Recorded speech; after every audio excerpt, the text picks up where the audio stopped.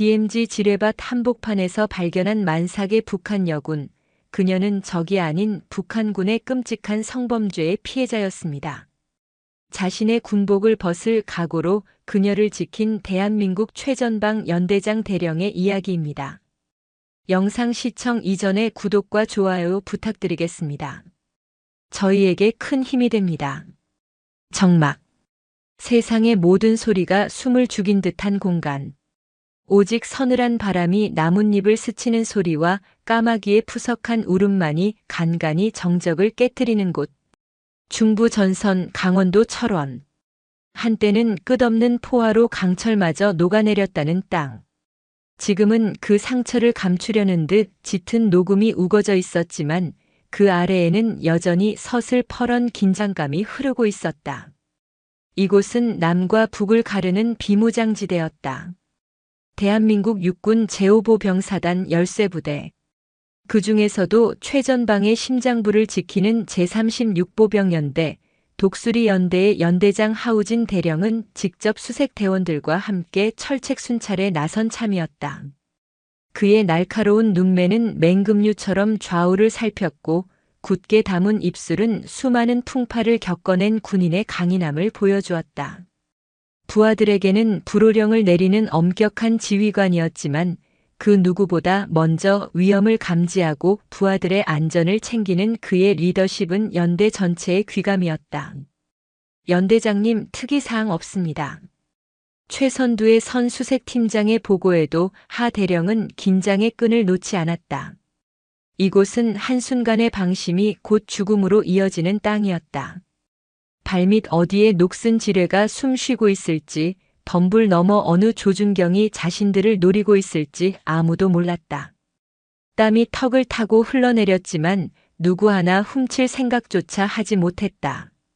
그때였다. 모든 소리가 멎는 찰나의 순간 하 대령의 귓가에 무언가 스쳤다. 바람 소리도 짐승의 소리도 아니었다. 그것은 분명 사람의 소리였다. 희미하지만 절박함이 묻어나는 흐느낌. 전원 정지. 침묵. 하 대령의 나직하지만 단호한 명령에 수색대원들이 일제히 제자리에 얼어붙었다.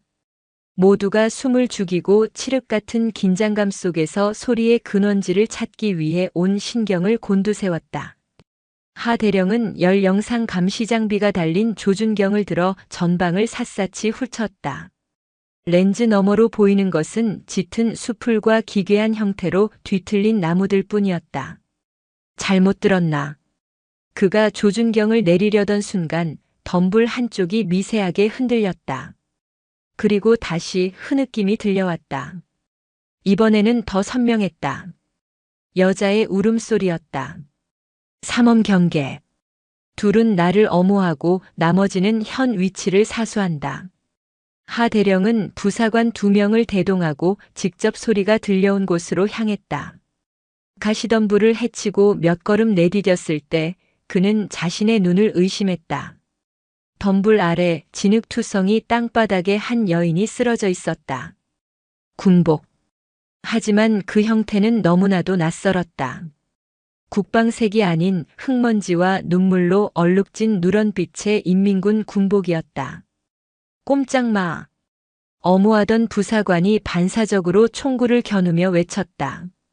그 소리에 여인이 경기를 일으키듯 몸을 떨며 고개를 들었다. 헝클어진 머리카락 사이로 드러난 얼굴은 공포와 절망으로 하얗게 질려 있었다. 앳돼 보이는 얼굴이었지만 그 눈은 이미 세상의 모든 고통을 경험한 듯 깊고 공허했다.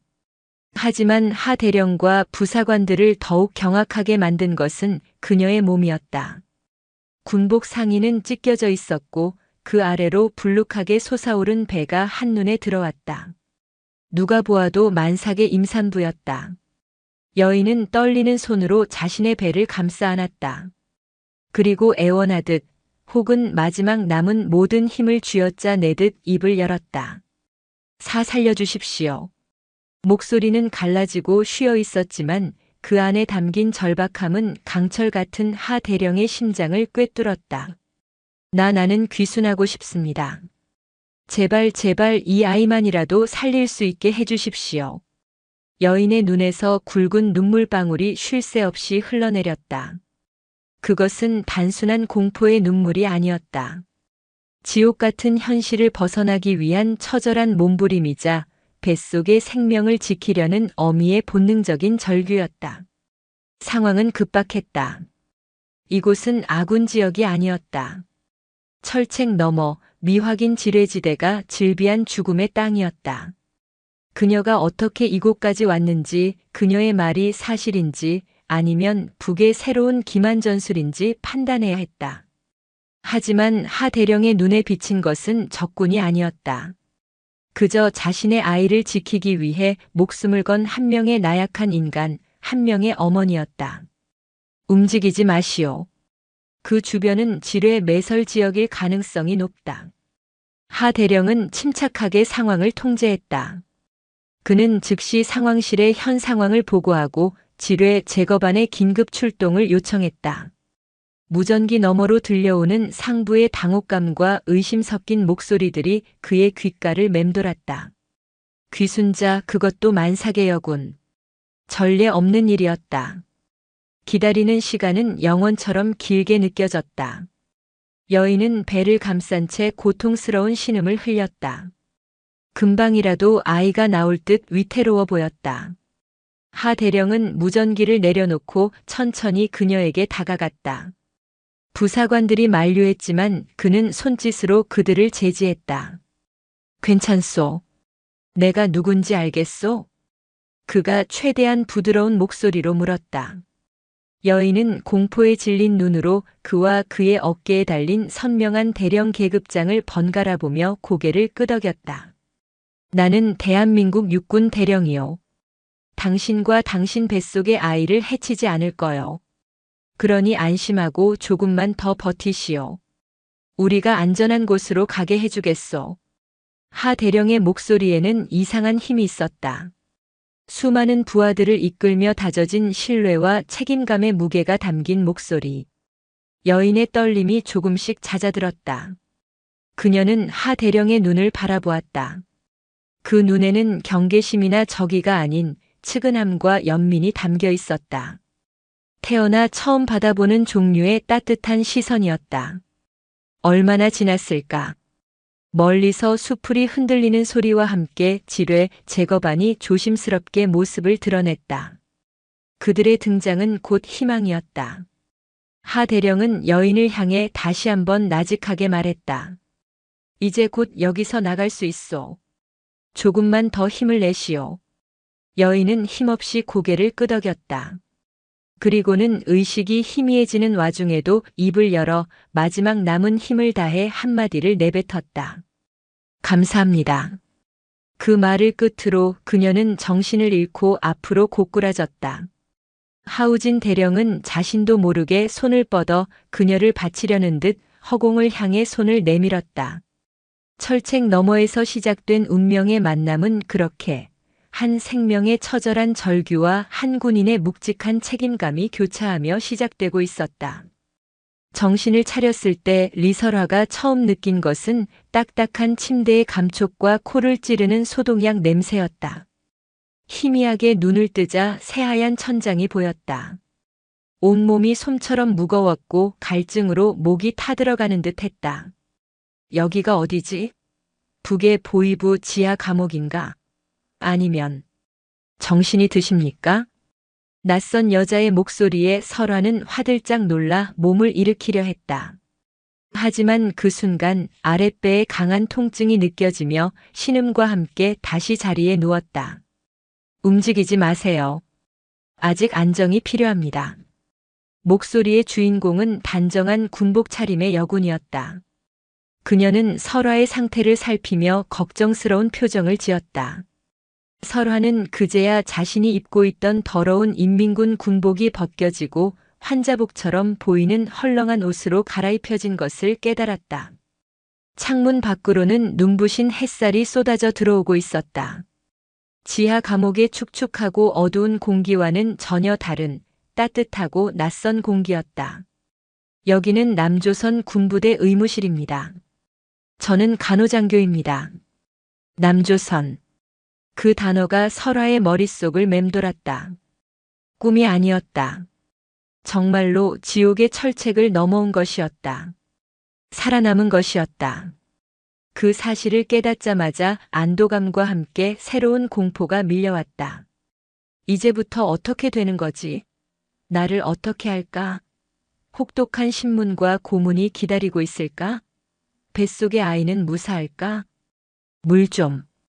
간신히 목소리를 쥐어짜내자 간호장교는 재빨리 물컵을 가져와 그녀의 입술을 적셔주었다.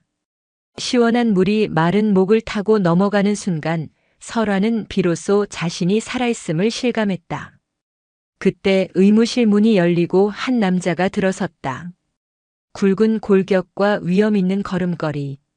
비무장지대에서 자신을 발견했던 그 대령 하우진이었다.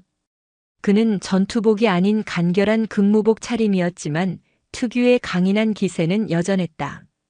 그의 등장에 간호장교가 자리에서 일어나 경례를 붙였다.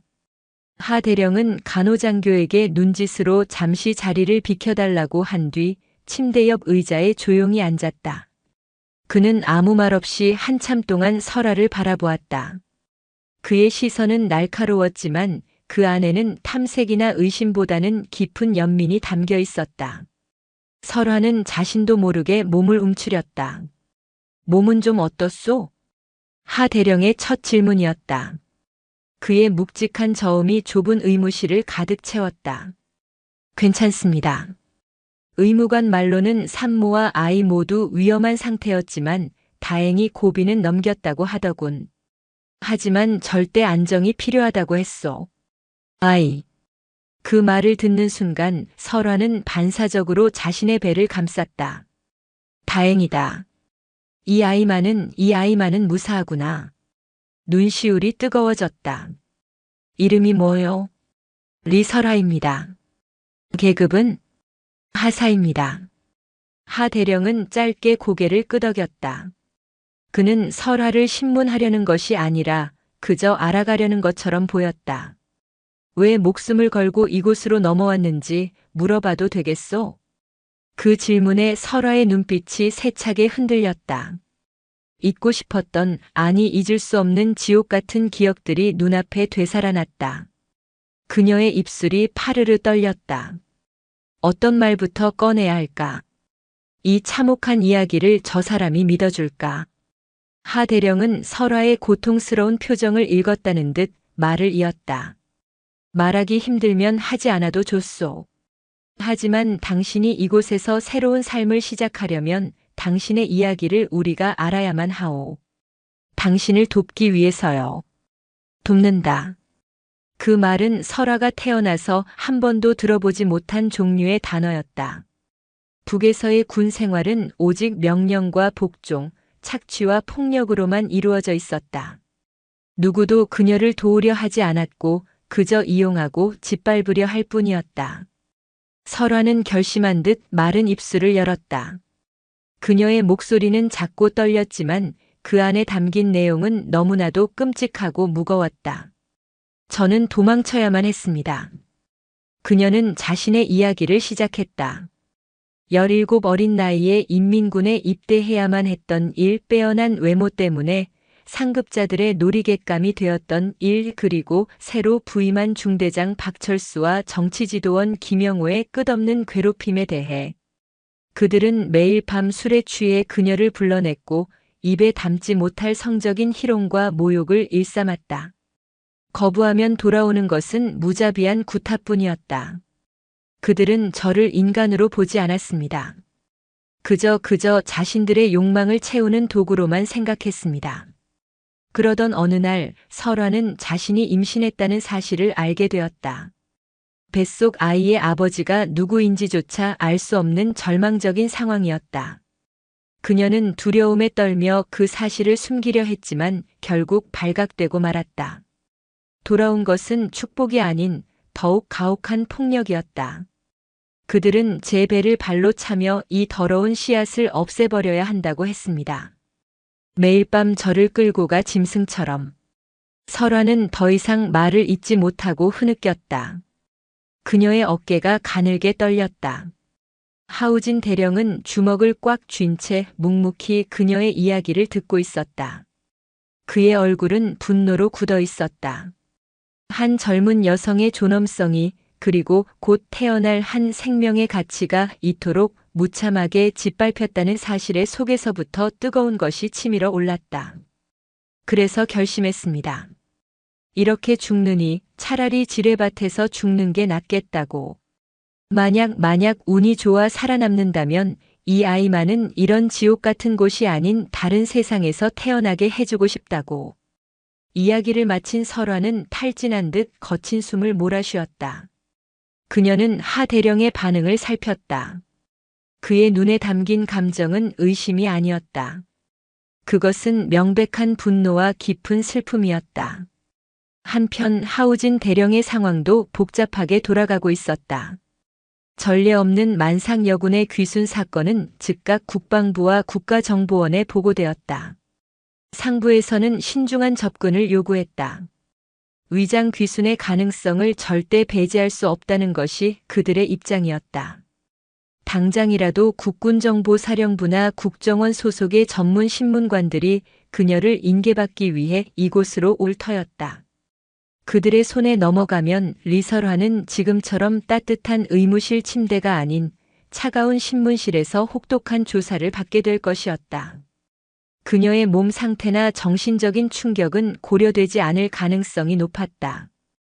그들은 그녀를 보호해야 할 한 명의 여성이 아닌 정보를 캐내야 할 하나의 대상으로만 볼 것이 뻔했다. 하 대령은 자리에서 일어났다. 그는 결심을 굳힌 듯한 표정이었다. 리설화 하사. 그가 처음으로 그녀의 이름과 계급을 정확히 불렀다. 설화가 고개를 들었다. 당신 이야기를 믿겠소. 그리고 약속하지. 내가 당신과 당신의 아이를 지켜주겠소. 무슨 일이 있어도 당신이 이 땅에서 안전하게 아이를 낳고 새로운 삶을 살 수 있도록 내가 힘닿는 데까지 돕겠소. 그것은 한 연대장이 귀순자에게 해줄 수 있는 약속의 범위를 넘어서는 말이었다. 그것은 한 군인이 아닌 한 인간으로서, 그리고 어쩌면 한 아버지로서 건네는 진심 어린 다짐이었다. 설화는 그 말을 믿을 수 없다는 듯 그저 멍하니 하 대령을 바라보았다. 그녀의 메마른 가슴 속에서 아주 오랫동안 잊고 지냈던 믿음이라는 감정의 작은 조각이 깨진 유리 파편처럼 희미한 빛을 내며 반짝이기 시작했다. 그 순간 의무실 문이 거칠게 열리며 낯선 제복을 입은 사내들이 들이닥쳤다. 그들은 차가운 눈으로 설화를 훑어보며 하 대령에게 말했다. 대령님, 이제부터 저 여자는 저희가 인계하겠습니다. 차가운 현실이 이제 막 싹트기 시작한 희망을 집어삼키려는 듯 엄습해오고 있었다. 의무실에 들이닥친 사내들은 국군정보사령부 소속의 수사관들이었다. 그들의 눈빛에는 온기라고는 찾아볼 수 없었다. 그들은 리설화를 범죄자나 간첩을 다루듯 대했다. 하우진 대령님, 협조에 감사드립니다. 지금부터는 규정대로 저희가 처리하겠습니다. 산모의 건강 상태는 저희 쪽 의무관이 판단할 겁니다. 팀장으로 보이는 중년의 수사관이 하 대령에게 서류를 내밀며 말했다. 그의 목소리는 기계처럼 감정이 없었다. 하 대령은 그들을 막아섰다. 지금 환자의 상태를 보시오. 당장이라도 아이가 나올지 모르는 만삭의 임산부요. 절대 안정이 필요하다는 군의관의 소견도 있었소. 이런 상태의 환자를 어떻게 신문하겠다는 겁니까? 그 부분은 저희가 알아서 할 문제입니다. 대령님은 이제 손을 떼시는 게 좋습니다. 이건 연대장님의 권한 밖의 일입니다.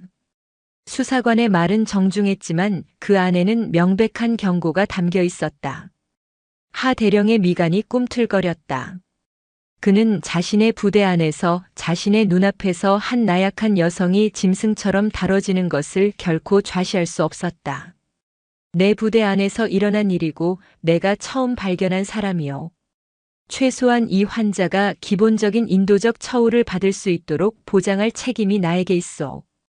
당장 이 여성을 다른 곳으로 옮기는 것은 허락할 수 없소. 하 대령의 단호한 태도에 수사관들의 얼굴이 굳어졌다. 일개 연대장이 정보사령부의 업무에 개입하는 것은 명백한 월권행위였다. 팽팽한 긴장감이 의무실을 감돌았다.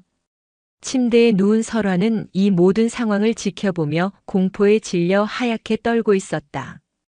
그녀에게는 하 대령이 마지막 동아줄이었다. 저 사람이 물러나면 자신은 다시 지옥으로 떨어질 것이라는 예감이 들었다. 결국 양측의 대치는 상부의 중재로 일단락되었다.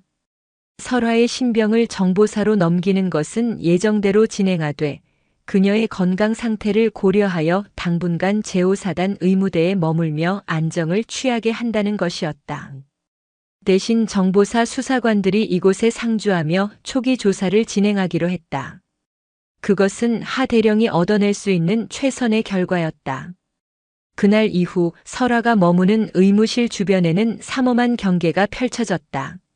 하 대령이 신뢰하는 부사관들과 간호장교 외에는 그 누구의 접근도 허용되지 않았다. 하지만 보이지 않는 장벽은 설화의 마음을 더욱 옥죄었다. 그녀는 매일같이 수사관들의 조사를 받아야 했다. 조사는 신문이라는 이름의 또 다른 폭력이었다. 수사관들은 그녀의 고통스러운 과거를 집요하게 파고들었다. 정말로 성폭행을 당한 게 맞나? 북에서 특수훈련을 받은 공작원들이 임무를 위해 몸을 이용하는 경우는 흔하지 않나? 뱃속 아이의 아버지가 누군지 정확히 말해봐라. 혹시 난파 임무를 내린 고위급 간부의 아이는 아닌가? 지뢰밭을 어떻게 그렇게 쉽게 통과했지? 미리 안전한 경로를 확보한 것 아닌가? 남쪽에 당신을 도운 접선책이 있는 건가? 그들의 질문은 날카로운 칼날이 되어 설화의 상처를 헤집고 후벼 팠다. 그녀는 매번 같은 이야기를 반복하며 자신의 결백을 주장해야 했다. 지옥 같았던 인민군 부대에서의 삶, 자신을 짓밟았던 상관들의 이름, 그리고 오직 아이를 살리기 위해 탈출을 결심했던 그 밤의 기억까지. 모든 것을 털어놓을수록 그녀의 영혼은 더욱 피폐해져 갔다. 그들은 그녀의 말을 믿지 않았다. 그들의 눈에는 오직 의심만이 가득했다. 하우진 대령은 그런 설화를 지켜보며 무력감과 분노를 느꼈다. 그는 수시로 의무실을 찾아 설화의 상태를 살폈고 수사관들에게는 조사의 강도를 낮추고 산모의 인권을 존중하라고 강력하게 항의했다. 이건 조사가 아니라 고문이요. 저 여자는 당신들의 실적을 위한 도구가 아니란 말이오. 하지만 그의 항의는 번번이 규정과 절차라는 거대한 벽에 부딪혀 좌절되었다. 그는 연대장으로서 할 수 있는 일이 많지 않았다. 그러던 어느 날 밤 설화의 상태가 급격히 나빠졌다. 극심한 스트레스와 정신적 충격으로 인해 조산의 기미가 보인 것이다. 설화는 식은땀을 흘리며 복부를 감싸 쥔 채 고통을 호소했다. 긴급 호출을 받은 군의관과 간호장교가 달려와 응급처치를 했지만 상황은 심각했다. 연대장님, 이대로는 위험합니다. 당장 민간 대형 병원으로 이송해서 수술을 준비해야 합니다. 산모와 아이 모두 위험할 수 있습니다. 군의관의 다급한 보고에 하 대령은 지체 없이 결단을 내렸다. 지금 당장 헬기를 준비시켜 가장 가까운 대학병원으로 이송한다. 하지만 정보사 측이 또다시 발목을 잡았다. 귀순자를 민간 병원으로 옮기는 것은 규정상 불가능하며 보안에 심각한 문제가 생길 수 있다는 것이 그들의 주장이었다. 만약 이송 중에 도주하거나 외부 세력과 접촉이라도 하면 누가 책임질 겁니까? 절대 안 됩니다. 사람이 죽어가는 게 보이지 않소. 지금 규정이 문제야? 저 안에 두 생명이 있단 말이오. 하 대령의 고함이 복도를 울렸다. 그는 더 이상 그들을 설득할 시간이 없다고 판단했다. 그는 자신의 모든 것을 걸기로 결심했다. 책임은 내가 진다.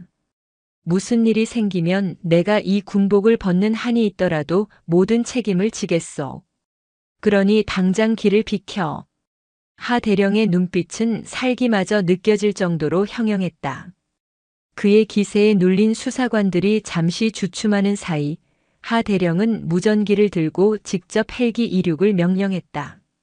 잠시 후 굉음과 함께 군용 의무 헬기가 연병장에 착륙했다. 하 대령은 직접 들것에 실려 나오는 설화의 곁을 지켰다.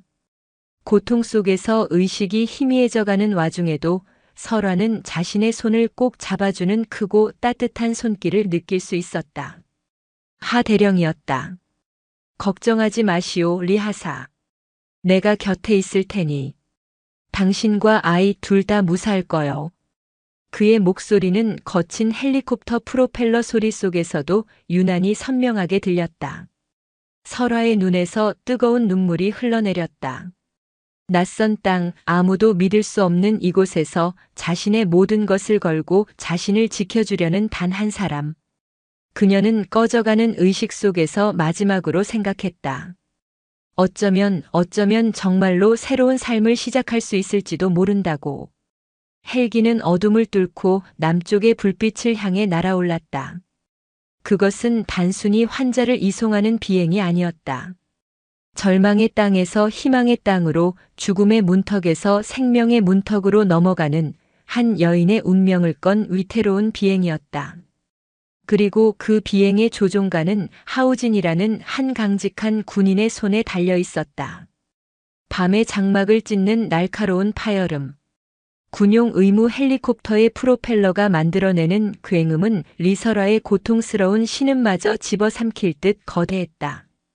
설화는 창백한 얼굴로 들것에 누워 거친 숨을 몰아쉬었다. 창밖으로 스쳐 지나가는 남쪽의 불빛들은 마치 다른 세상의 별처럼 아득하고 비현실적으로 느껴졌다. 저 불빛 하나하나가 한 가정의 온기를 품고 있겠지. 자신과 뱃속의 아이는 과연 저 불빛 속에 섞여들 수 있을까?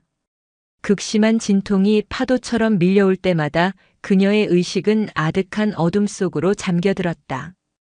그녀의 곁을 지키는 하우진 대령의 얼굴은 어둠 속에서도 화강암처럼 굳어 있었다. 그는 설화의 손을 꼭 잡고 있었다. 가늘고 차가운 손에서 전해져 오는 미세한 떨림이 그의 심장을 아리게 했다. 그는 지금 자신의 군 경력 전체를, 어쩌면 남은 인생 전부를 이 이름 모를 북녘의 여인에게 걸고 있었다. 후회는 없었다. 철책 너머에서 절규하던 그녀의 눈빛, 뱃속의 아이를 지키려던 처절한 몸부림을 본 순간 그는 이미 결심했다. 저 생명만큼은 반드시 지켜내겠다고. 그것은 이념이나 국경을 넘어선 한 인간으로서의 가장 원초적인 책무였다. 그의 뇌리에는 아주 오래전 병원에서 아내의 손을 잡고 첫 딸의 탄생을 기다리던 기억이 스쳤다. 하지만 그 행복은 오래가지 못했다. 잦은 전방 근무로 가정을 돌보지 못했던 시간들, 그리고 갑작스러운 사고로 아내와 딸을 동시에 잃었던 그날의 악몽 같은 기억. 그는 그 이후로 웃음을 잃었다. 오직 군인으로서의 임무에만 매달리며 스스로를 강철의 갑옷 속에 가뒀다. 그런데 지금 그의 눈앞에서 또 다른 생명이 꺼져가려 하고 있었다. 그는 결코 그 비극을 되풀이하게 둘 수 없었다. 헬기는 경기도 고양시에 위치한 화정대학병원 옥상 헬리패드에 거친 강하를 시작했다. 착륙과 동시에 대기하고 있던 의료진들이 분주하게 움직였다. 하 대령이 먼저 뛰어내려 들것을 옮기는 것을 도왔다. 그 순간 병원 입구를 통제하고 있던 정보사 수사관들이 그를 가로막았다. 대령님, 여기까지입니다. 지금부터는 저희가 통제하겠습니다. 환자는 보안 병실로 옮겨 저희 쪽 군의관의 감독하에. 비켜. 하 대령의 목소리는 분노로 가득 차 있었다. 지금 저 여자 상태가 안 보여? 1분 1초가 급한 상황이란 말이다. 당신들 때문에 두 생명이 죽는 꼴 보고 싶으면 계속 막아서 보시지. 그의 살기 어린 기세에 수사관들이 주춤하는 사이 응급의학과장으로 보이는 중년의 여의사가 달려와 상황을 파악하고는 단호하게 외쳤다. 뭐 하는 거예요? 환자 안 보여요? 당장 수술실로 옮겨야 해요. 여기선 내가 책임자니까 모두 비켜요. 그녀의 카랑카랑한 목소리에 길이 열렸다. 설화는 곧장 분만실이 있는 수술센터로 옮겨졌다. 붉은 등이 켜진 수술실 문이 닫히자 하 대령은 복도에 홀로 남겨졌다. 아득한 무력감이 온몸을 짓눌렀다. 그가 할 수 있는 것은 이제 아무것도 없었다. 오직 기다리는 것뿐이었다. 시간은 지독하게 느리게 흘러갔다. 그는 마치 우리에 갇힌 맹수처럼 좁은 복도를 끊임없이 오갔다. 정보사 수사팀장이 다가와 차가운 목소리로 경고했다. 하우진 대령, 당신은 명백한 군법 위반을 저질렀소. 상부의 지시를 어기고 귀순자를 무단으로 민간시설에 이송한 죄, 그리고 정보사의 기밀 업무를 방해한 죄. 당신은 이 일이 끝나면 군법회의에 회부될 것이오. 하지만 하 대령의 귀에는 아무것도 들리지 않았다. 그의 온 신경은 오직 굳게 닫힌 수술실 문에 쏠려 있었다. 저 문 너머에서 두 개의 생명이 사투를 벌이고 있었다. 자신의 명예나 미래 따위는 아무래도 좋았다. 얼마나 지났을까? 길고 긴 침묵을 깨고 수술실 안에서 희미한 소리가 새어나왔다. 처음에는 너무 작아서 환청인가 싶었다. 하지만 이내 그 소리는 분명해졌다. 세상의 모든 소음을 뚫고 그의 심장에 내리꽂히는 우렁차고 맑은 아기의 울음소리였다. 응애, 응애. 그 순간 하우진 대령의 강철 같던 얼굴이 무너져 내렸다. 그는 자신도 모르게 벽에 등을 기댔다. 다리에 힘이 풀려 주저앉을 뻔했다. 안도감. 그 무엇과도 바꿀 수 없는 깊은 안도감이 온몸을 감쌌다. 살아있구나. 태어났구나. 그의 눈시울이 뜨겁게 젖어들었다. 아내와 딸을 잃은 후 단 한 번도 흘리지 않았던 눈물이었다. 잠시 후 수술실 문이 열리고 땀에 젖은 얼굴의 여의사가 나왔다. 그녀는 마스크를 벗으며 하 대령을 보고 희미하게 미소 지었다. 성공입니다. 제왕절개 수술로 건강한 딸을 출산했습니다. 산모는 출혈이 심했지만 다행히 위기는 넘겼습니다. 두 사람 모두 기적적으로 살아난 겁니다. 감사합니다. 정말 감사합니다. 하 대령은 진심을 다해 고개를 숙였다. 잠시 후 간호사가 조심스럽게 작은 아기를 안고 나왔다. 붉은 핏기가 채 가시지 않은 작고 갸냘픈 생명. 아기는 세상이 신기한 듯 작은 눈을 깜빡이며 하 대령을 바라보았다. 그는 조심스럽게 아기를 감싼 포대기 자락을 만져보았다. 작고 따뜻한 온기가 손끝을 통해 그의 얼어붙었던 심장으로 전해졌다. 회복실로 옮겨진 설화는 아직 마취에서 완전히 깨어나지 못한 상태였다. 창백한 얼굴이었지만 고른 숨을 내쉬고 있었다. 하 대령은 그녀의 침대 곁에 조용히 섰다. 그리고는 갓 태어난 아기를 그녀의 얼굴 가까이 보여주었다. 리하사, 정신이 드시오. 보시오, 당신 딸이요. 아주 건강하고 예쁜 딸. 설화가 힘겹게 눈꺼풀을 들어 올렸다. 흐릿한 시야 속으로 들어온 작은 생명. 자신의 뱃속에서 10달을 함께 버텨준 아이. 지옥 속에서 유일한 희망이었던 아이. 설화의 눈에서 눈물이 주르륵 흘러내렸다. 그녀는 떨리는 손을 뻗어 아기의 작은 뺨을 어루만졌다. 아가. 그것이 그녀가 내뱉은 첫 마디였다. 하 대령은 그런 두 사람을 보며 나직하게 말했다. 아이의 이름은 내가 지어줘도 되겠소? 이 아이가 이 땅에서 첫 번째로 받은 축복이자 당신과 나의 첫 번째 희망이라는 의미에서 하나라고 부르면 어떻겠소? 하하나. 설화는 대답 대신 힘겹게 고개를 끄덕였다. 그녀의 입가에 아주 희미한 미소가 번졌다. 하우진 대령의 성을 붙여 하하나. 그것은 단순한 이름이 아니었다. 피 한 방울 섞이지 않았지만 이미 운명으로 얽힌 세 사람을 이어주는 첫 번째 약속이자 새로운 가족의 탄생을 알리는 서약과도 같았다. 복도 저편에서 정보사 수사관들이 차가운 눈으로 그 광경을 지켜보고 있었지만 지금 이 순간만큼은 그 어떤 위협도 이 작은 생명의 탄생이 주는 숭고한 감동을 막을 수는 없었다. 폭풍우가 몰아치는 밤 강철의 요람 속에서 마침내 새로운 희망이 태어난 것이다. 하하나가 태어난 기쁨은 잠시였다. 폭풍은 이제 막 시작되고 있었다. 하우진 대령의 예상대로 그의 행동은 군 지휘부에 엄청난 파장을 몰고 왔다.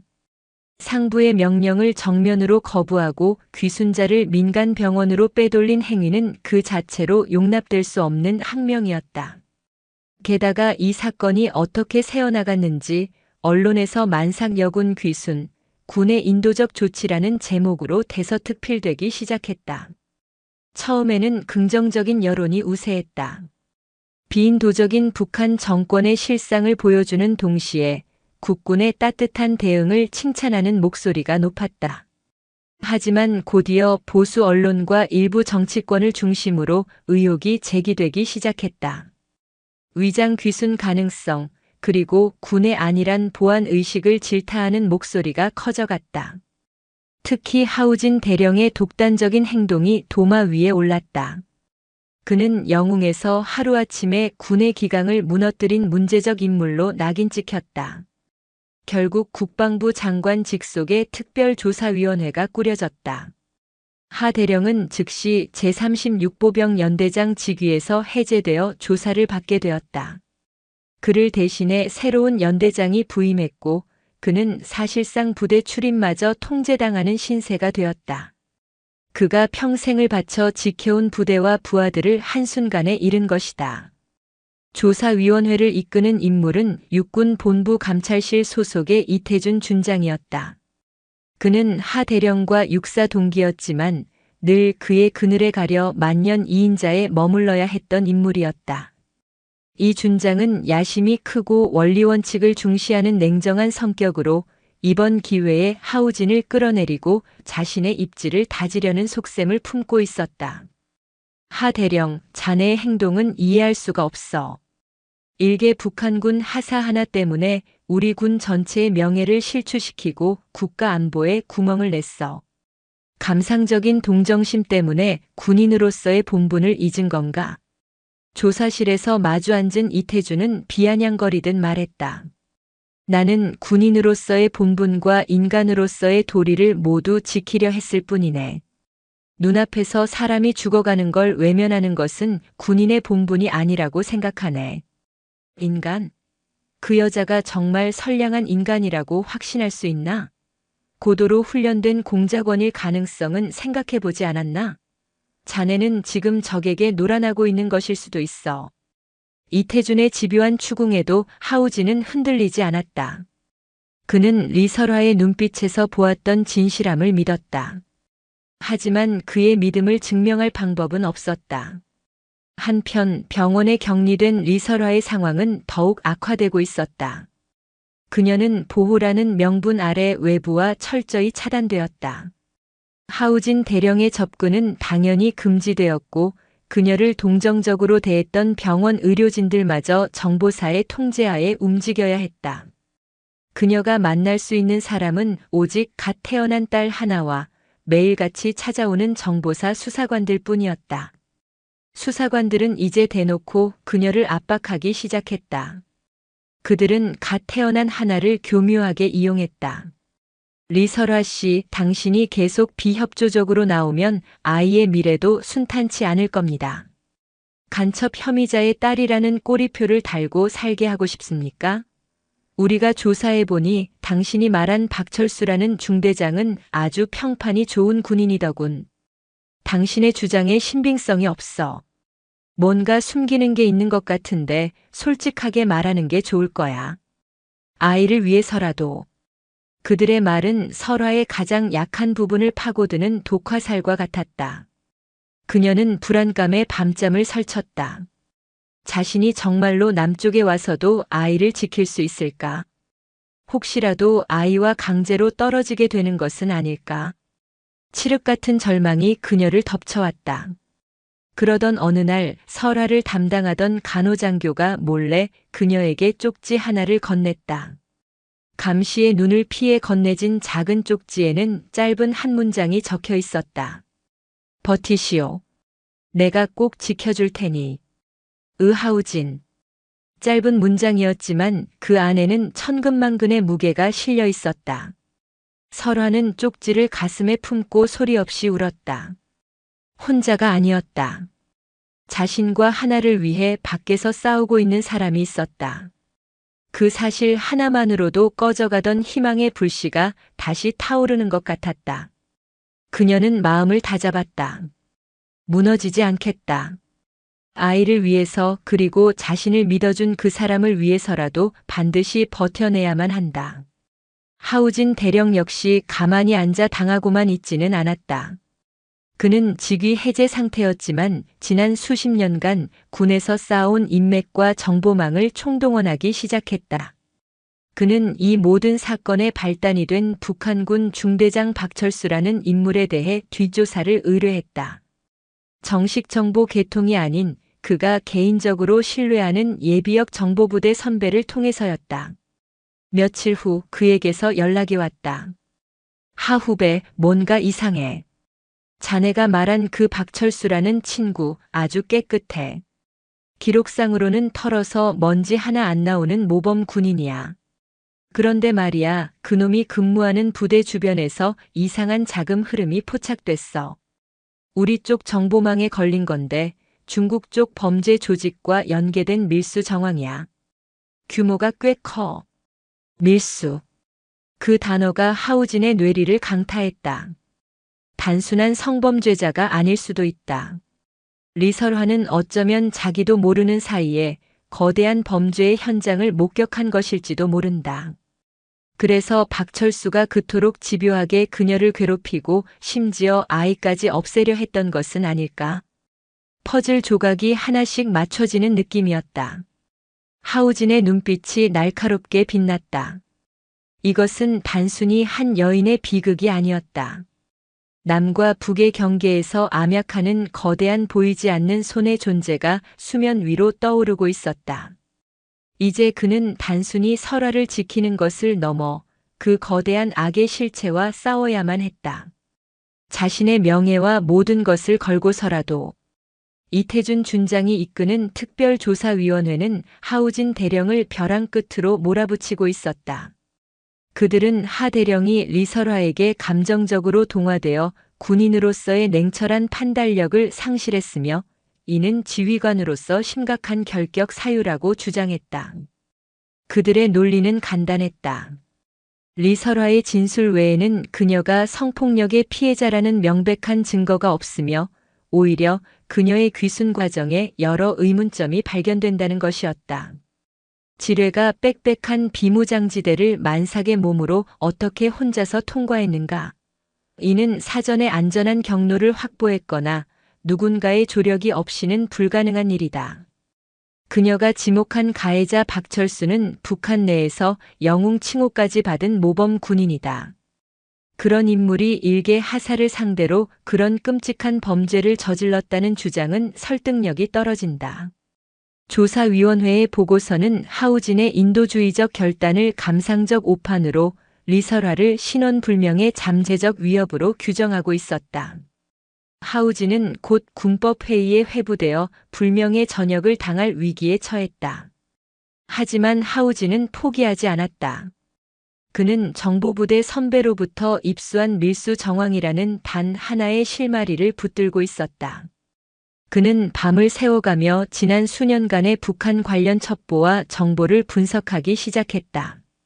그리고 마침내 여러 보고서들 사이에 먼지처럼 흩어져 있던 작은 조각들을 찾아냈다.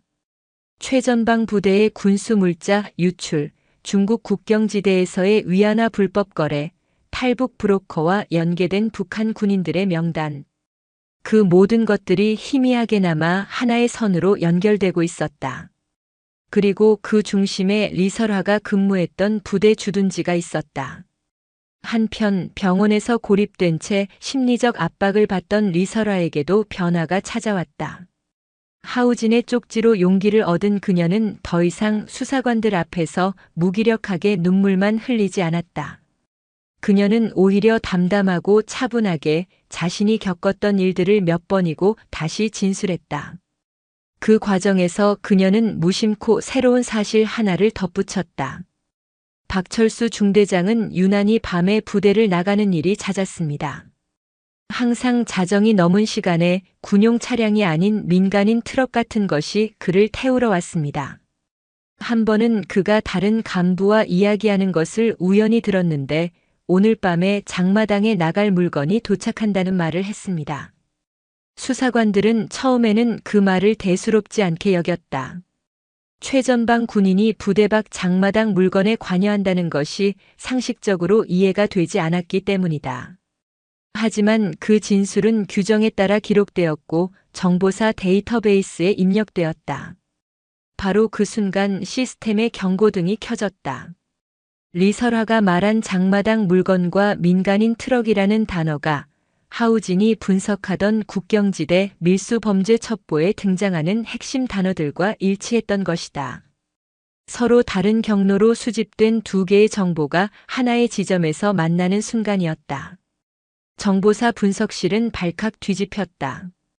그들은 리설화의 진술을 바탕으로 과거 위성 사진과 통신 감청 기록들을 재검토하기 시작했다. 그러자 놀라운 사실들이 드러났다. 그녀가 말한 날짜와 시간에 실제로 정체불명의 트럭이 부대 인근까지 접근했다가 사라지는 모습이 여러 차례 포착되었던 것이다. 그동안은 단순한 민간 활동으로 분류되어 주목받지 못했던 기록들이었다. 이태준 준장에게 이 사실이 보고되었을 때 그의 얼굴은 심하게 일그러졌다. 리설화가 단순한 피해자나 위장 간첩이 아니라 북한 내부의 거대한 비리 사건과 연결된 핵심 증인일 수도 있다는 가능성이 제기된 것이다. 만약 이것이 사실이라면 그녀의 신병을 확보하고 정보를 캐내는 것은 국가안보에 매우 중요한 일이 된다. 그리고 그런 그녀를 구해낸 하우진의 행동은 감상적 오판이 아니라 결과적으로 엄청난 정보 자산을 확보한 신의 한 수가 될 수도 있었다. 자신의 논리가 송두리째 흔들리는 순간이었다. 같은 시각 하우진은 자신이 정리한 자료들을 들고 한 사람을 찾아갔다. 과거 자신의 사단장이자 지금은 합참의 핵심 요직에 앉아있는 최강일 중장이었다. 그는 군내에서 유일하게 하우진의 강직함과 능력을 믿어주는 인물이었다. 장군님, 이것을 봐주십시오. 이것은 단순히 한 여군 병사의 탈북 사건이 아닐 가능성이 높습니다. 북한 최전방 부대가 조직적으로 개입된 대규모 밀수 범죄의 증거가 될 수 있습니다. 최 중장은 하우진이 내민 보고서를 한참 동안 심각한 표정으로 읽어내려갔다. 그의 눈빛이 점점 날카로워졌다. 하 대령, 자네는 지금 이 귀순자가 그 범죄 조직의 실체를 밝혀줄 열쇠라고 생각하는 건가? 그렇습니다. 그녀는 자신도 모르는 사이에 너무 많은 것을 보고 들었을 겁니다. 그렇기에 박철수가 그녀를 그토록 잔인하게 짓밟고 없애려 했던 것입니다. 그녀는 지금 우리의 보호가 절실히 필요한 핵심 증인입니다. 하우진의 목소리에는 흔들림 없는 확신이 담겨 있었다. 최 중장은 자리에서 일어나 창밖을 바라보며 깊은 생각에 잠겼다. 이태준이 이끄는 조사위원회의 보고와 하우진이 들고 온 이 새로운 가설. 모든 것이 혼란스러웠지만 직감적으로 하우진의 말이 맞을 가능성이 높다고 판단했다. 며칠 후 국방부에서는 극비리의 새로운 결정이 내려졌다. 리설화에 대한 조사는 간첩 혐의에서 특수정보 수집으로 방향이 전환되었다. 이태준의 특별조사위원회는 해체되었고 하우진 대령에 대한 징계 절차는 전면 보류되었다. 대신 하우진은 비공식적으로 이 사건의 정보 분석팀을 이끌어달라는 제안을 받았다. 하우진은 마침내 제한적으로나마 리설화를 다시 만날 수 있는 허가를 받았다. 그는 한결 편안해진 병실을 찾아갔다.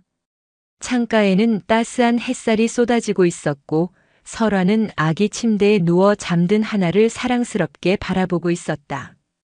하 대령의 기척을 느낀 그녀가 고개를 돌렸다. 그동안의 마음고생으로 수척해졌지만 그녀의 눈빛은 이전보다 훨씬 단단해져 있었다. 괜찮소, 리하사? 덕분에요. 대령님은 괜찮으십니까?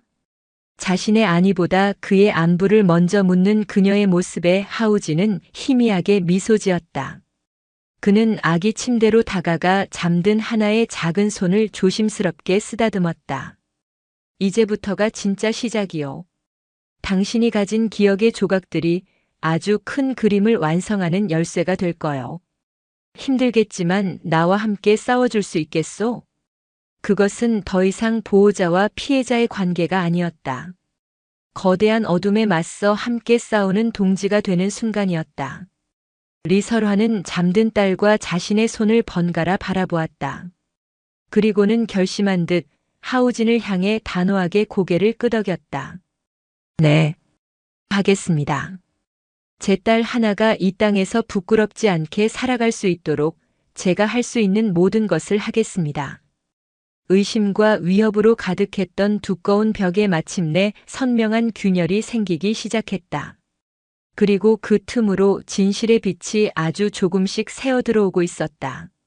하우진 대령에 대한 징계 절차가 보류되고 리설화의 신병이 보호 관찰에서 핵심 정보 자산으로 격상되면서 모든 것이 달라졌다.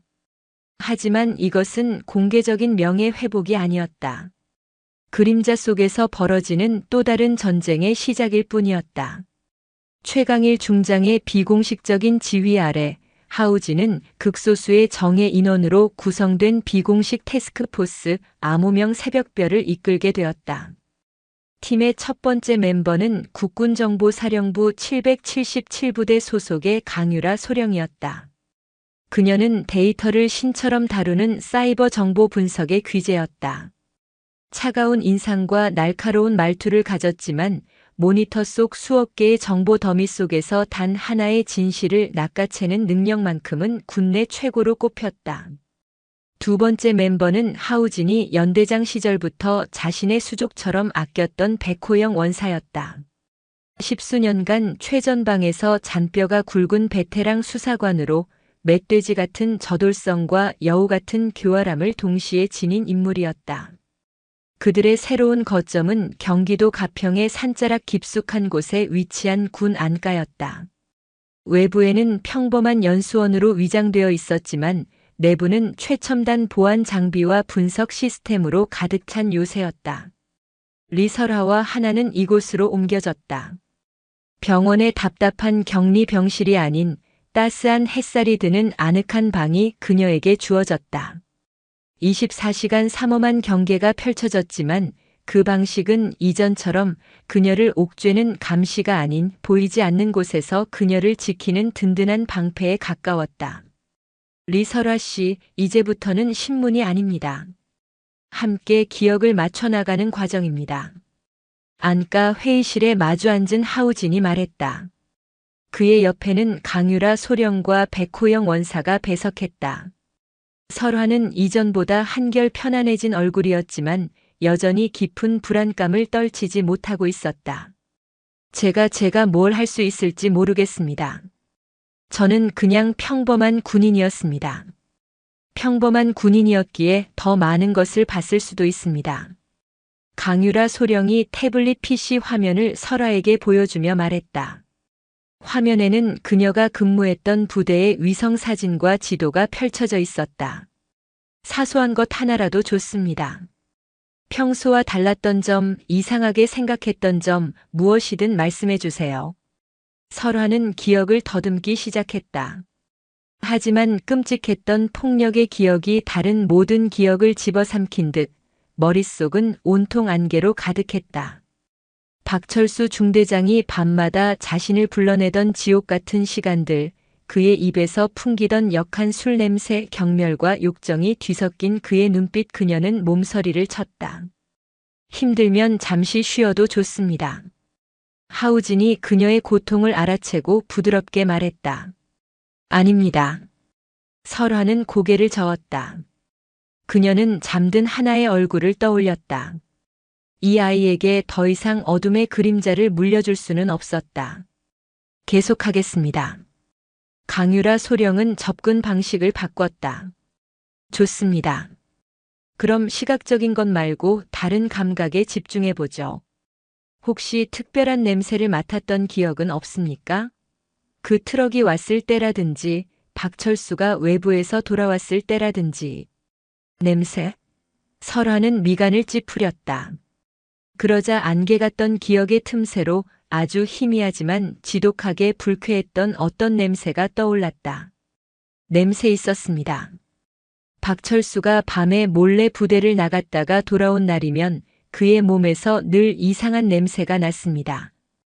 역한 술 냄새에 섞여서 마치 약초를 태우는 것 같기도 하고 달콤하면서도 코를 찌르는 그런 냄새였습니다. 약초를 태우는 냄새. 백호영 원사가 고개를 갸웃거렸다. 그때 강유라 소령의 손가락이 키보드 위에서 번개처럼 움직이기 시작했다. 북한 최전방 약초 화학적 냄새. 그녀는 몇 개의 키워드를 조합해 군 내부망과 해외 정보 사이트를 동시에 검색했다. 수십 개의 관련 없는 정보들이 스크린을 스쳐 지나갔다. 그러다 그녀의 눈이 한 곳에 멈췄다. 중국 마약 단속반이 작성한 비공식 정보 보고서였다. 찾았습니다. 강소령의 목소리에 흥분이 실렸다. 메스암페타민, 필로폰입니다. 북한에서는 이걸 빙두라고 부르죠. 최근 북중 국경지대에서 유통되는 신종 마약인데 제조 과정에서 기존의 화학약품 냄새를 감추기 위해 특정 약초를 함께 태운다고 합니다. 그 약초의 향이 리설화 씨가 말한 달콤하면서도 코를 찌르는 냄새와 일치합니다. 회의실의 공기가 순간 얼어붙었다. 단순한 밀수가 아니었다.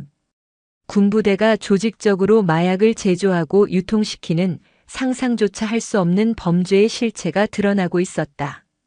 설화는 그제야 또 다른 기억의 조각을 떠올렸다. 그리고 소리도 있었습니다. 한 번은 박철수를 태우러 온 트럭 운전사들끼리 다투는 소리를 들었습니다. 분명 우리말이 아니었습니다. 알아들을 수는 없었지만 거칠고 투박한 발음이 러시아 말이었습니다. 러시아. 강유라의 손가락이 다시 움직였다. 그녀는 기존의 마약 밀수 루트북 하느 중국 동남아와 러시아라는 키워드를 교차 분석했다. 그러자 새로운 지도가 그려졌다. 북한에서 제조한 마약을 중국을 거쳐 러시아 마피아에게 넘기는 새로운 유통망. 기존에 알려진 그 어떤 루트보다 훨씬 더 거대하고 위험한 범죄의 커넥션이었다. 박철수는 그저 말단 조직원이 아니었다. 국가적 비호 아래 움직이는 거대한 마약 카르텔의 핵심 연결고리였던 것이다. 이 모든 사실을 리설화 씨가 알았다고 생각한 겁니다. 하우진이 낮은 목소리로 말했다. 자신들의 범죄를 눈치챘다고 판단하고 그녀를 제거하려 했던 겁니다. 뱃속의 아이까지도. 모든 퍼즐이 맞춰졌다. 설화는 온몸에 소름이 돋는 것을 느꼈다. 자신이 얼마나 끔찍한 진실의 가장자리에 서 있었는지 비로소 깨달았다. 바로 그 순간이었다. 안가 전체에 날카로운 경보음이 울려 퍼졌다. 외부 침입 감지 센서가 작동한 것이다. 적의 접근이다. 전원 전투 태세. 백원사가 소리치며 허리춤에서 권총을 뽑아들었다. 강유라 소령이 재빨리 CCTV 화면을 띄웠다. 칠흑 같은 어둠 속 안가를 둘러싼 숲의 경계선에서 열화상 카메라에 잡힌 4개의 인형이 빠르게 접근하고 있었다. 인간의 움직임이라고는 믿기지 않을 정도로 신속하고 은밀했다. 특수부대다. 하우진의 눈이 번뜩였다. 그들의 존재를 알아챈 것이다. 북한이 자신들의 가장 치명적인 비밀이 새어나가는 것을 막기 위해 최정의 암살조를 남쪽의 심장부까지 보낸 것이었다. 리설화 씨와 아이를 데리고 지하 벙커로. 하우진이 소리쳤다. 백원사가 설화의 팔을 잡아 이끄는 순간 회의실의 방탄 유리창이 굉음과 함께 박살나며 검은 섬광탄이 안으로 굴러들어왔다.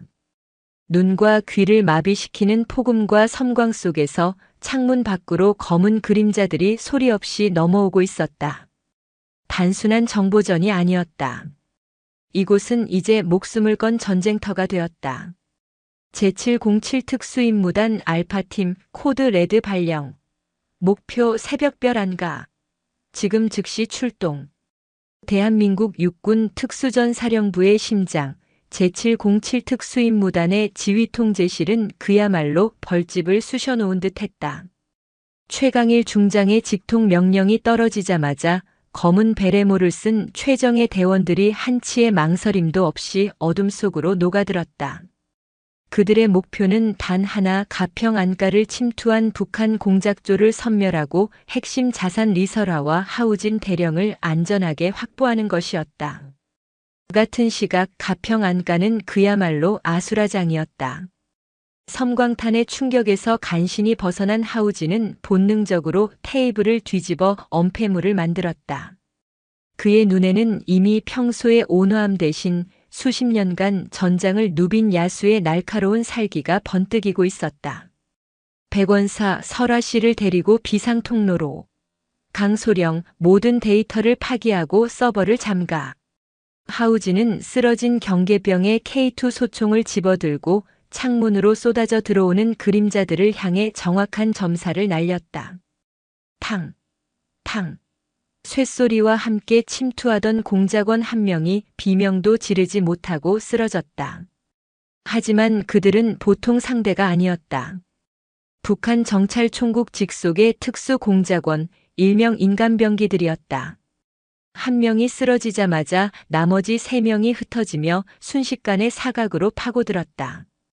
백호영 원사는 울부짖는 하나를 품에 안은 설아를 거의 끌다시피 하며 복도를 달렸다.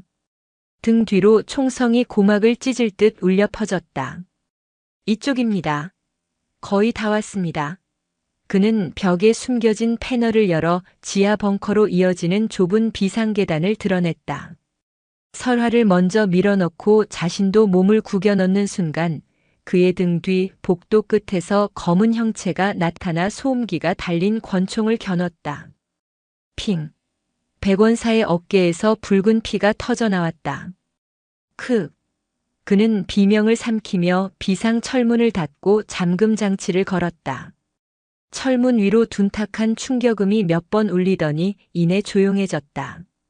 안전한 것은 아니었다. 그들이 이 문을 여는 것은 시간 문제일 뿐이었다. 한편 본관에서는 하우진이 홀로 괴물 같은 사투를 벌이고 있었다. 그는 단순한 행정직 지휘관이 아니었다. 젊은 시절 특전사에서 복무하며 수많은 대테러 훈련을 이수한 그 자신 또한 잘 벼려진 칼이었다. 그는 지형지물을 이용해 교묘하게 움직이며 적들을 교란했다. 하지만 중과부적이었다. 공작원들의 조직적인 압박에 그는 점점 코너로 몰렸다. 바로 그때였다. 밖에서 헬리콥터의 거친 로터 소리가 밤의 정적을 깨트리며 가까워졌다. 로프를 타고 지상으로 강한 707 대원들이 안가를 순식간에 포위했다. 알파팀 진입. 모든 적을 사살하라. 상황은 순식간에 역전되었다. 안가 내외부에서 격렬한 총격전이 벌어졌다. 707 대원들의 압도적인 화력과 조직적인 움직임에 고립된 공작원들은 하나둘씩 쓰러져 나갔다. 마지막 남은 공작원 한 명은 자신이 포위된 것을 깨닫자 항복 대신 입안에 숨겨둔 독약 캡슐을 깨물고 즉시 자결했다. 모든 상황이 종료되는 데 걸린 시간은 불과 5분 남짓이었다. 먼지 자욱한 안가 안 하우진은 소총을 내리고 거친 숨을 몰아쉬었다. 그의 온몸은 땀과 먼지로 뒤범벅이 되어 있었다. 707 팀장이 그에게 다가와 격려했다. 대령님 무사하십니까? 상황 종료되었습니다.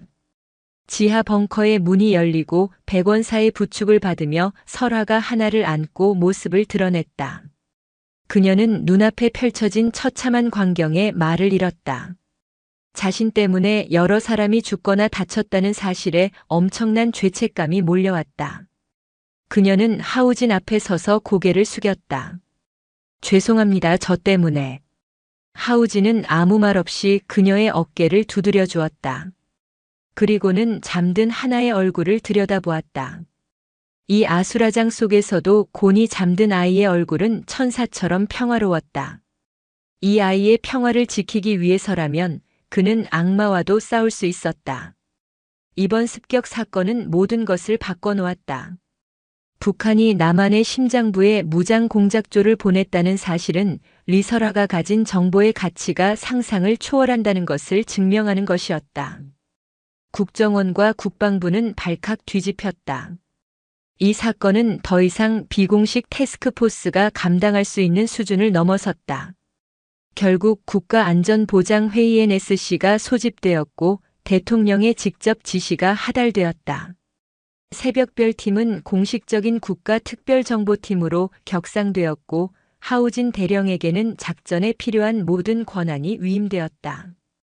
그를 의심하고 깎아내리려 했던 이태준 준장을 비롯한 반대파들은 입을 다물 수밖에 없었다.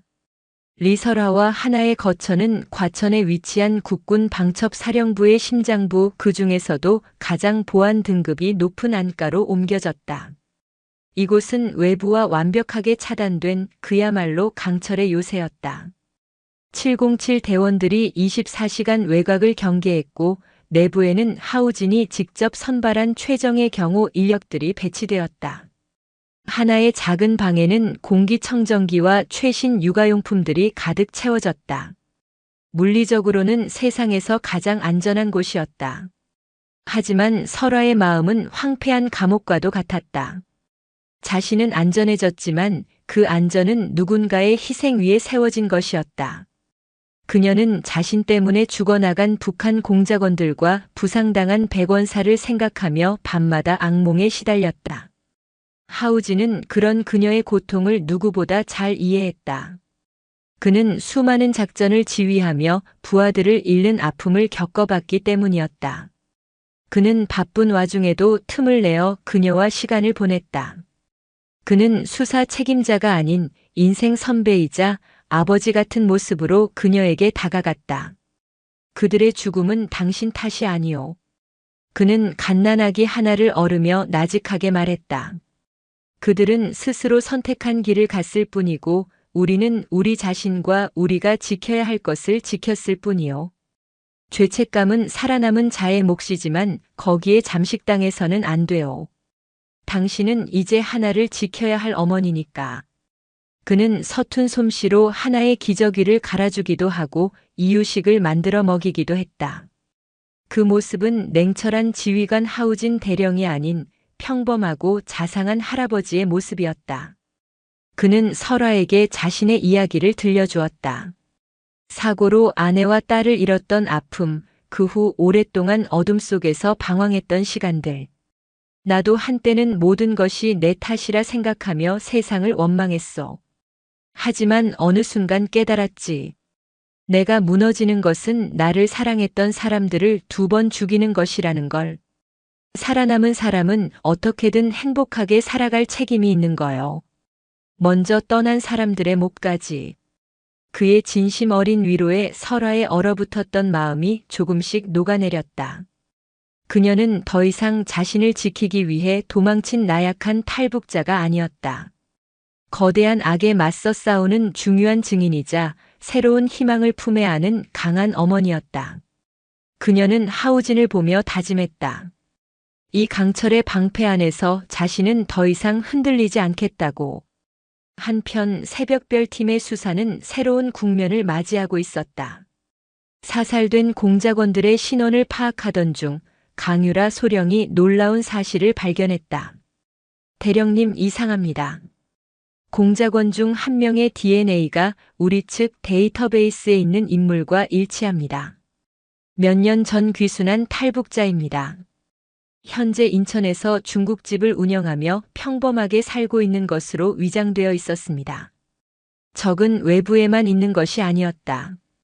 이미 우리 사회 깊숙한 곳에 평범한 이웃의 얼굴을 하고 뿌리내리고 있었다.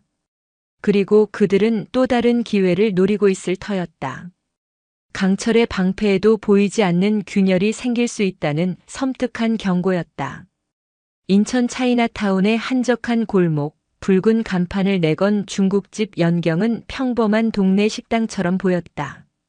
하지만 그곳의 지하 밀실은 난파 공작원들의 비밀 접선 장소이자 북에서 내려오는 지령을 수수하는 안테나 기지였다. 가평 안가 습격 작전이 실패하고 암살조가 전멸했다는 소식이 전해지자 이곳의 책임자이자 식당 주인으로 위장한 공작원 독사는 분노의 치를 떨었다. 직접 타격은 불가능하다. 목표는 강철의 방패 안에 있다. 새로운 열쇠가 필요하다. 북에서 내려온 지령은 간결하지만 명확했다.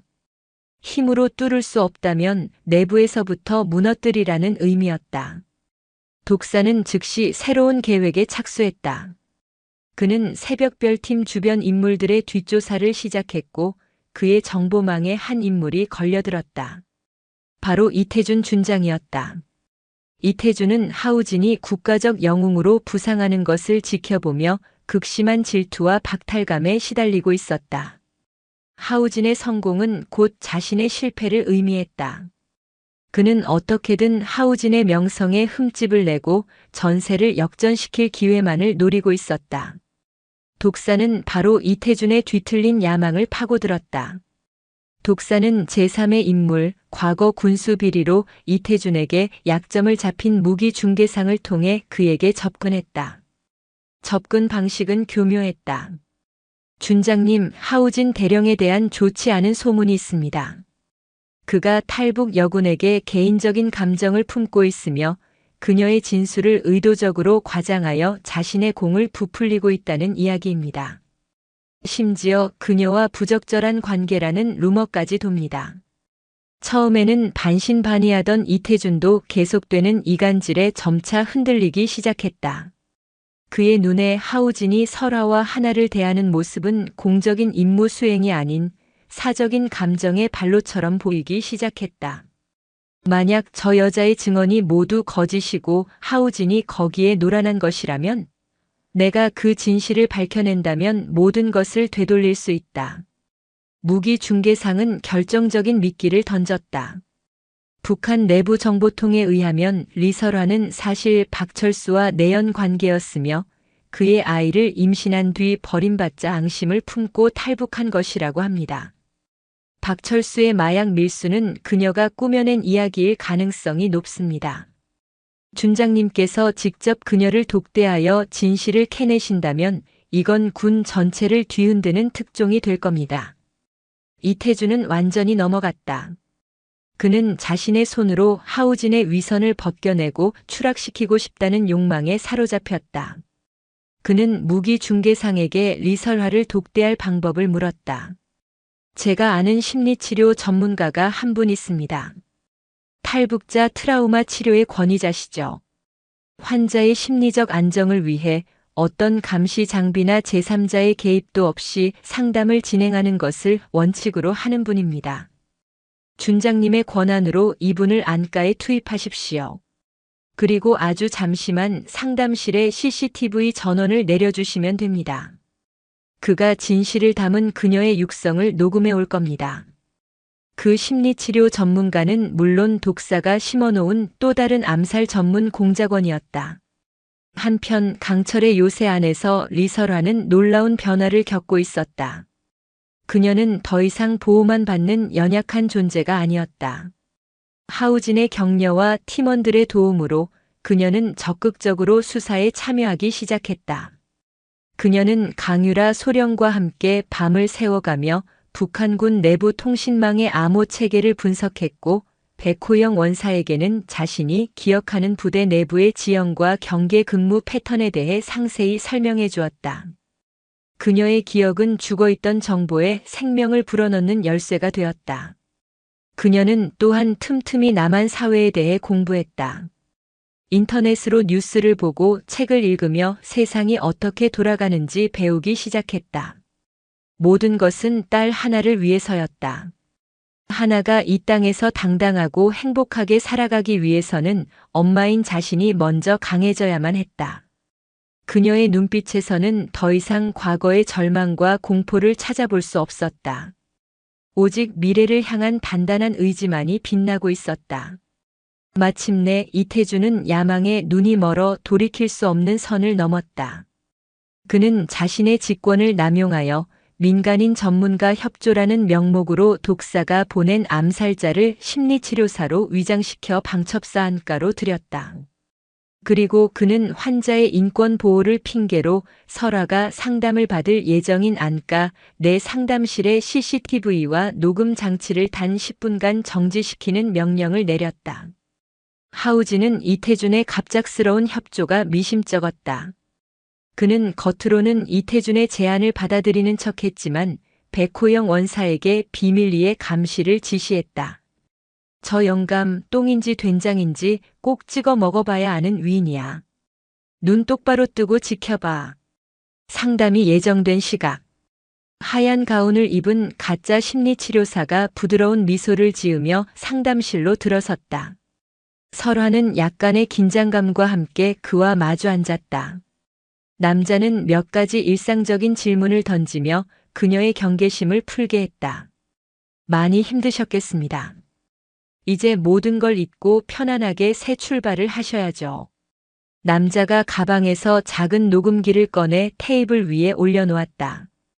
그리고 바로 그 순간 그의 눈빛이 뱀처럼 차갑게 변했다. 그는 소매 속에 숨기고 있던 날카로운 주사기를 꺼내 들었다. 주사기 안에는 단 몇 초 만에 심장을 마비시키는 무색무취의 독극물이 들어있었다. 리설화 동무 공화국의 배신자는 조국이 끝까지 찾아가 처단한다는 것을 잊었는가. 설화의 눈이 경악으로 커졌다. 그녀가 비명을 지를 틈도 없이 남자의 손이 번개처럼 날아왔다. 바로 그 순간이었다. 쾅! 상담실 문이 거칠게 부서지며 하우진과 707 대원들이 쏟아져 들어왔다. 이태준이 CCTV를 끄는 순간 이상한 낌새를 챈 하우진이 곧바로 비상계획을 발동시킨 것이었다. 암살자는 당황하지 않고 설화의 목에 주사기를 겨누며 인질극을 벌이려 했다. 하지만 그는 상대가 누구인지 몰랐다.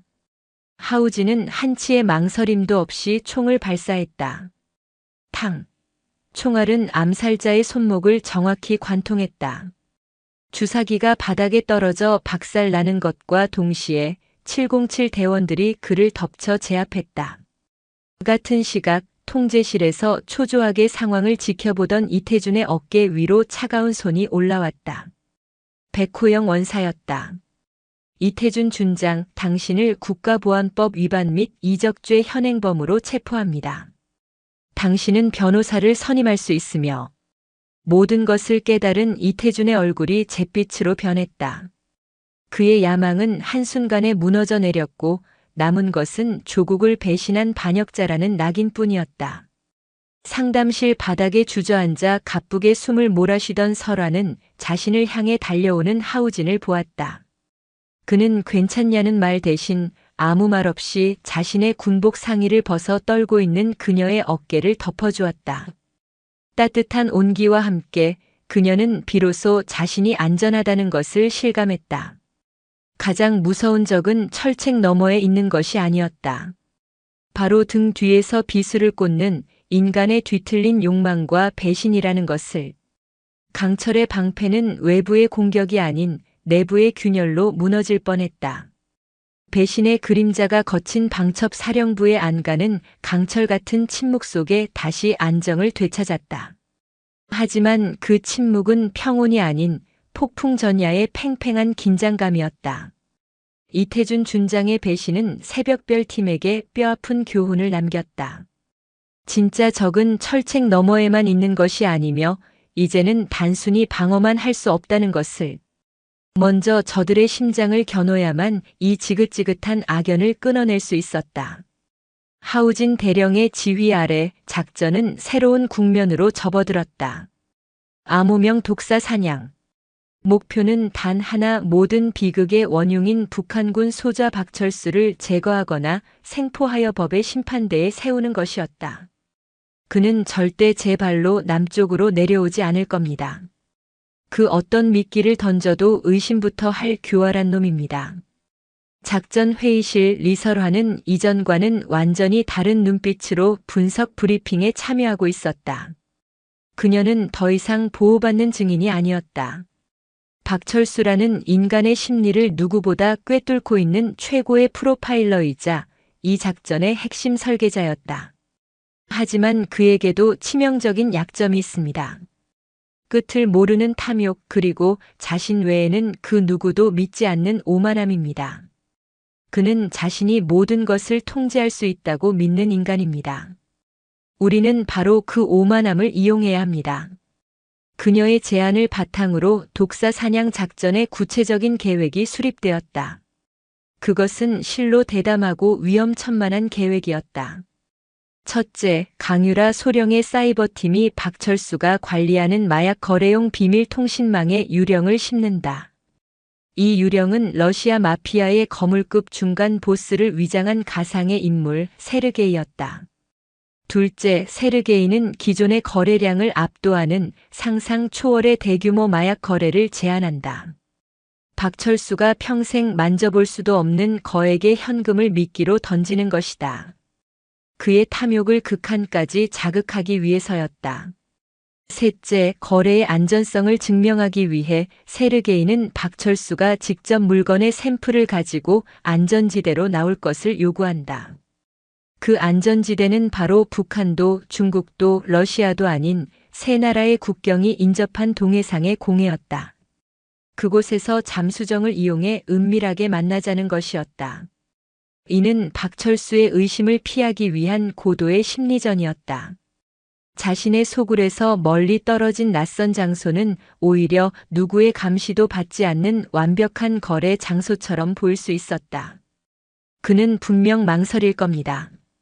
설화가 말했다. 하지만 결국 돈의 유혹을 이기지 못하고 혼자 나올 겁니다. 자신의 부하들조차 믿지 못하고 모든 공을 독차지하기 위해서요. 그게 바로 박철수라는 인간입니다. 작전은 일사천리로 진행되었다. 강유라 소령이 만들어낸 세르게이는 완벽했다. 과거 러시아 마피아의 실제 활동 기록과 자금 흐름까지 조작하여 박철수의 정보망이 아무리 파고들어도 실존 인물처럼 보이게 만들었다. 며칠간의 밀고 당기는 심리전 끝에 마침내 박철수는 미끼를 물었다. 그는 최고 등급의 마약 샘플을 챙겨 자신이 직접 잠수정을 몰고 약속된 동해상의 좌표로 향하겠다는 회신을 보내왔다. 작전 당일 동해의 새벽은 짙은 해무와 칼날 같은 바람으로 가득했다. 대한민국 해군의 최신의 잠수함인 안중근함이 소리 없이 작전 해역 깊은 곳에 자망해 있었다. 함내 전투지휘실 하우진 대령은 최강일 중장, 그리고 국정원 해외 파트 책임자와 함께 실시간으로 작전 상황을 지켜보고 있었다. 그들의 등 뒤에서 리설화 역시 두 손을 모은 채 스크린을 응시하고 있었다. 그녀의 심장은 금방이라도 터져나올 듯 격렬하게 뛰고 있었다. 목표 잠수정, 약속 지점 3마일 전방에서 포착. 음파 탐지기의 보고에 지휘실의 공기가 팽팽하게 당겨졌다. 스크린 위로 작은 점 하나가 천천히 움직이고 있었다. 박철수였다. 그는 약속된 지점에서 잠수정을 멈추고 부상했다. 칠흑 같은 바다 위로 작은 잠수정의 해치가 열리고 방수복을 입은 박철수가 모습을 드러냈다. 그는 주위를 경계하며 약속된 신호탄을 하늘로 쏘아 올렸다. 곧이어 저편 어둠 속에서 대형 고무보트 한 척이 다가왔다. 세르게이의 부하들을 위장한 해군 특수전전단 UDT 대원들이었다. 거래는 순조롭게 진행되는 듯 했다. 박철수는 의기양양하게 마약 샘플이 든 가방을 건넸다. 그의 머릿속은 이미 천문학적인 돈을 손에 쥘 생각으로 가득 차 있었다. 바로 그 순간 UDT 대원들의 손에 들려있던 총구들이 일제히 그를 향했다. 움직이지 마. 움직이면 벌집이 된다. 박철수는 그제야 모든 것이 함정이었음을 깨달았다. 하지만 그는 순순히 무릎 꿇을 인간이 아니었다. 그는 품속에 숨겨둔 권총을 뽑아들며 바다로 뛰어들려 했다. 그러나 그의 움직임보다 UDT 대원의 테이저건이 더 빨랐다. 푸른 스파크와 함께 박철수는 비명 한 번 지르지 못하고 그대로 고꾸라졌다.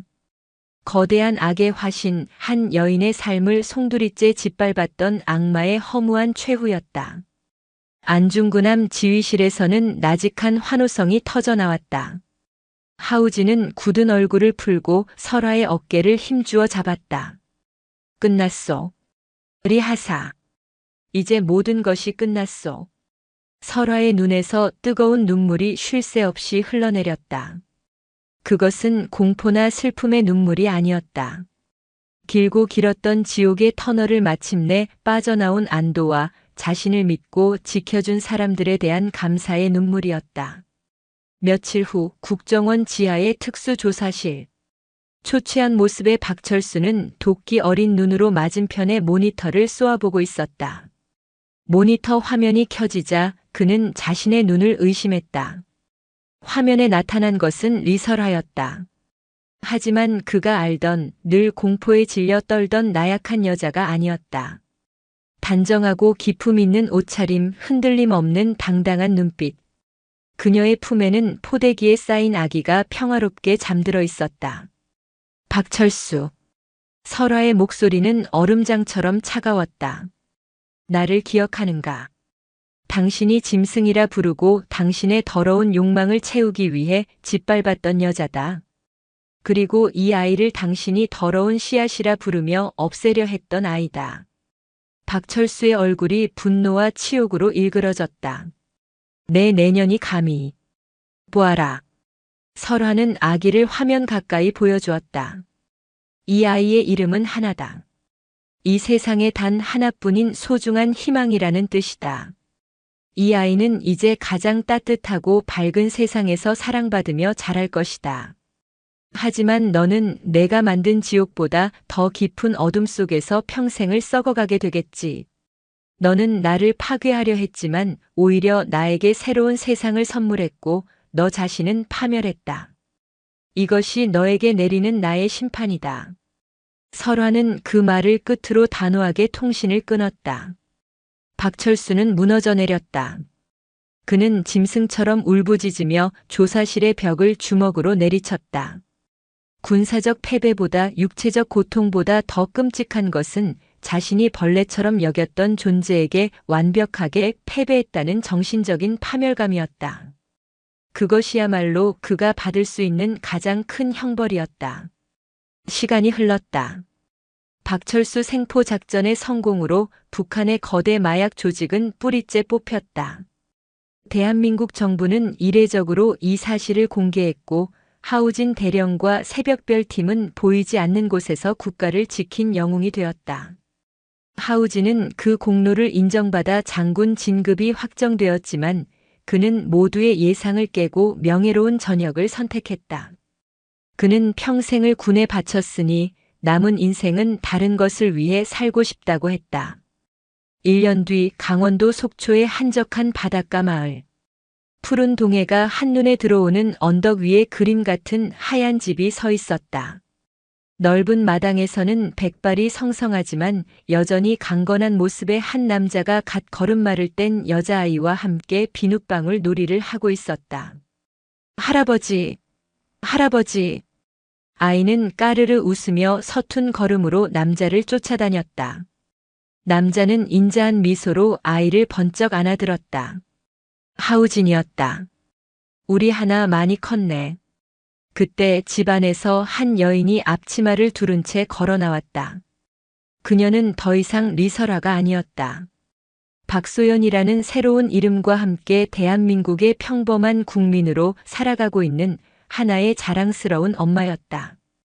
그녀의 얼굴에는 과거의 그늘 대신 따스하고 온화한 미소가 가득했다.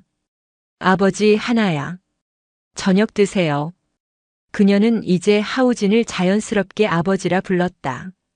피 한 방울 섞이지 않았지만 그들은 세상 그 누구보다 단단한 운명으로 묶인 가족이 되어 있었다. 세 사람은 마루에 나란히 앉아 붉게 물들어가는 저녁 노을을 바라보았다. 파도 소리가 자장가처럼 평화롭게 들려왔다. 하우지는 잠든 하나의 작은 손을 꼭 잡았다. 이 작은 생명을 지키기 위해 시작된 길고 험난했던 여정. 그는 모든 것을 잃을 뻔했지만 결국 세상 가장 소중한 것을 얻었다. 소연아, 내 아버지, 행복하냐? 그의 물음에 그녀는 아무 말 없이 눈물처럼 맑은 미소로 대답했다. 그 미소 안에 모든 것이 담겨 있었다. 절망의 철책 너머에서 피어난 기적. 강철의 요람 속에서 태어나 이제는 따스한 빛 속에서 자라날 새로운 희망. 세 사람의 등 뒤로 세상에서 가장 아름다운 저녁 노을이 길고 따뜻한 그림자를 드리우고 있었다. 전쟁과 증오의 땅에서 시작된 이야기는 마침내 사랑과 평화의 노래가 되어 고요히 울려 퍼지고 있었다. 오늘도 시청해 주셔서 감사합니다. 영상이 즐거우셨다면 구독과 좋아요 부탁드리겠습니다.